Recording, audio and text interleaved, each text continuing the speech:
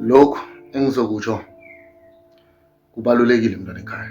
Bengifisa ukuthi omunye nomunye olindebele onomntwana okuhambako akuzwe.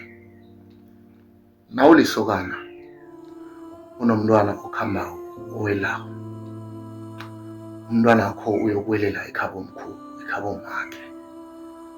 Mhlambe wena awukavunyelwa ngezathu ezithile njengoba sinamasiko ngokwahlukahlukana kwawo. Umntwana wakho nakayokuwela ekhabo omkhulu, ekhabo omakhe, ayokuyisela bomalimakhe. Kuyenzeka ekhabo omkhulu baba awe ukuthi ube nesandla. Mhlambe baba awe ukuthi njengoyise lo mntwana thumela ikomo, thumela imbuzi yekwa.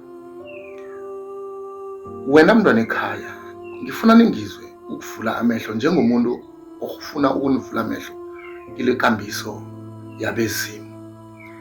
Ngaphambi kobana uzithumela indwezo, mntwana ekhaya, uzithumela ikomo leyo, uthumela imbuzi leyo.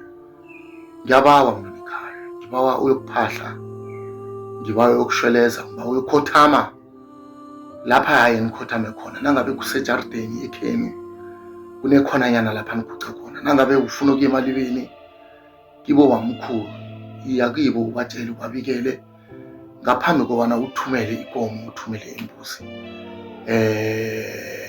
ekhabo omkhulu lomntwana.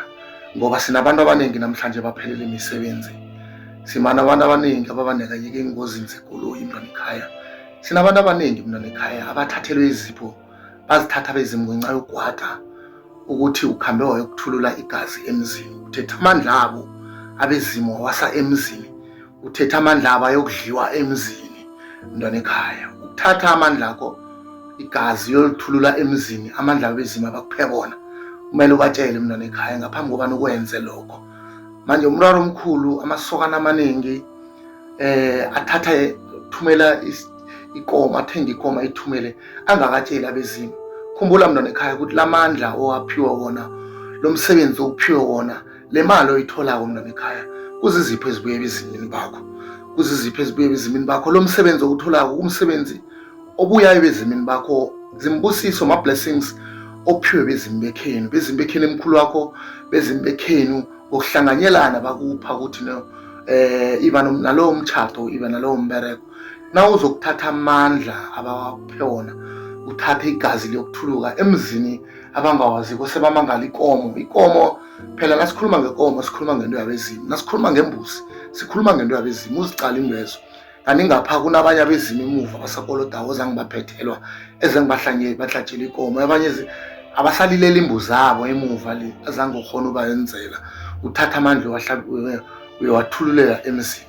Kuhle khona iye, kuyenzeka lokho, kwenze lokho, mara kwenze ngekambiso. Ukhambe uyokubawa ntanzi ukuthi napho umntwana ngiyamhlabisa, mara ngifuna ngivumelane ukuthi ngikhiphe lokhu ngikusemzini. Ngoba mntwana ekhaya uzokwenza lokho, mntwana ekhaya uyokuhlaga boyokufa. Ngemva kwalokho uyokuphuma ngaphakathi kwe-accident with no scratch, bathatha into zabo, uyokuphelela mbereko, kuphela imitshato mntwana ekhaya. Ubangiswe nedinto eyodwa ukuthi azange ubabikele na uthatha amandla abo uwasa emzini, ayokuthululela emzini, ingazi zokuthulukela emzini. Ngivula amasokana weselako nje, ngiwavula amehlo ukuthi abathome ngokubika ndangi, babikela abezimu. Abezimu babavumele bathathe inkomezo bazise ekhabo omkhulu labentwana ziyokuhlatshelwa khona.